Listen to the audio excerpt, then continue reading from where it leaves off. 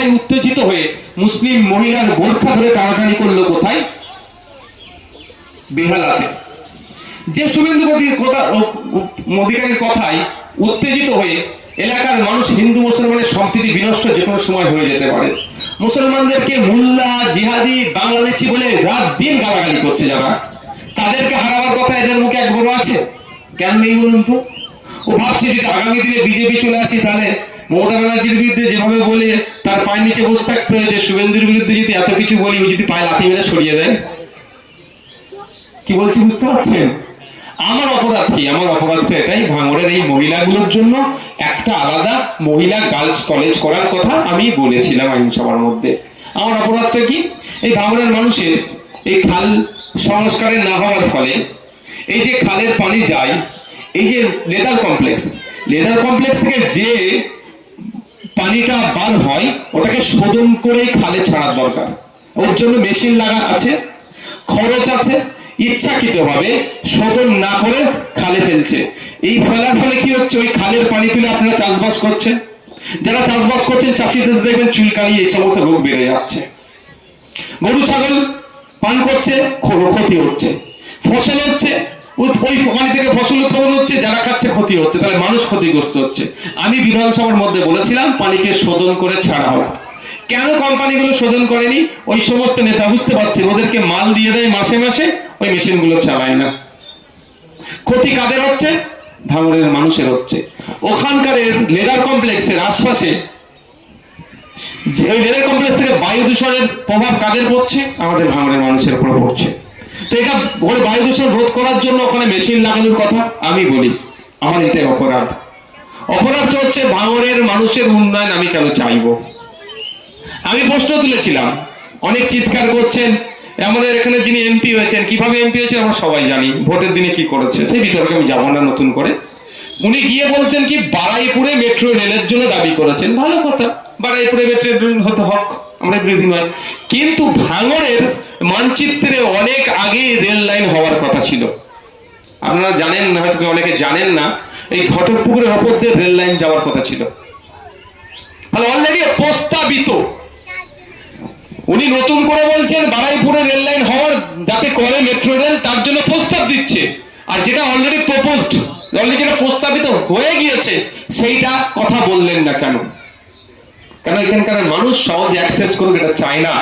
তো এই কথা আমি বিধানসভার আমি এই কথা আন্দোলন করেছি, বলেছি যে ভাঙড়ের যে ঘটকপুকুরের পথে রেল লাইন হওয়ার কথা ছিল অবিলম্বে সেটা হোক। এটাই আমার অপরাধ, ভাঙড়ের মানুষের হয়ে এত ভালো কথা কেন বলবো?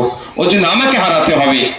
আর যে রাত দিন মুসলমানদেরকে মুল্লা, জেহাদি যা ভাষা আসছে গালাগালি দিচ্ছে, এবং তার কথাই হিন্দু মুসলমানের লড়াই যে কোনো টাইম বেঁধে যাবে। আমরা হিন্দু মুসলমান একসাথে বসবাস করছি, কারো অসুবিধা আছে ভাই? আমাদের এলাকার হিন্দু মুসলমানের কারো অসুবিধা নেই, কিন্তু শুভেন্দু অধিকারী যা বক্তব্য দিচ্ছে যে কোনো সময় হিন্দু মুসলমানের লড়াই লেগে যাবে। তার প্রমাণ জানেন? মহেশতলা একটা ছোট্ট ঘটনা, সেই ঘটনা থেকে কি হলো? হিন্দু মুসলমান লড়াই হয়ে গেল। ক্ষতিগ্রস্ত কারা হলো? গরিব হিন্দু, গরিব মুসলমান। আর নেতারা সন্ধ্যাবেলায় টিভির সামনে বসে বড় বড় ভাষণ দিচ্ছে। যে ওই তুলসী তলাটা তৈরি করেছে সে তৃণমূলের নেতা, ছবি দেখলাম, নেতার সাথে তার ছবি। ওদের একটা যুব নেতা আছে না, ভুম ভাং মাঝে মধ্যে বকার থেকে বেশি খেঁচাখেচি করে, ওই নেতার সাথে ছবি দেখলাম, যার সেই আবার তুলসী তলা তৈরি করছে। মানে বুঝতে পেরেছেন, সাপে কামড়াবে আর ওজা হয়ে ঝাড়বে। দিনে তৃণমূল, রাতে আরএসএস বা রাতে বিজেপি, বারবার আমরা বলে আসছি, সে প্রমাণ বিজেমূল। তো এই ধরনের কার্যকলাপ যারা করছে তাদেরকে হারাবার কথা বলছে না। আর যে বিধানসভার মধ্যে দাঁড়িয়ে বলছে যে রমজান মাসে ফলের দাম এত বেড়ে যায় কেন, এই দামটা কমাতে হবে, তাকে হারাতে হবে কেন ভাই? তাকে হারাবার জন্য এত চিন্তা কেন? হারার ভয় আমি খাই না। 2021 সালে আপনাদেরকে অনেক ভুল বুঝিয়েছিল, বিজেপি চলে আসবে, কিন্তু আপনারা ভোট দিয়েছিলেন আমাকে 26,151টি ভোটে আমি জিতেছি, 1,09,000-এর উপরে ভোট দিয়েছে।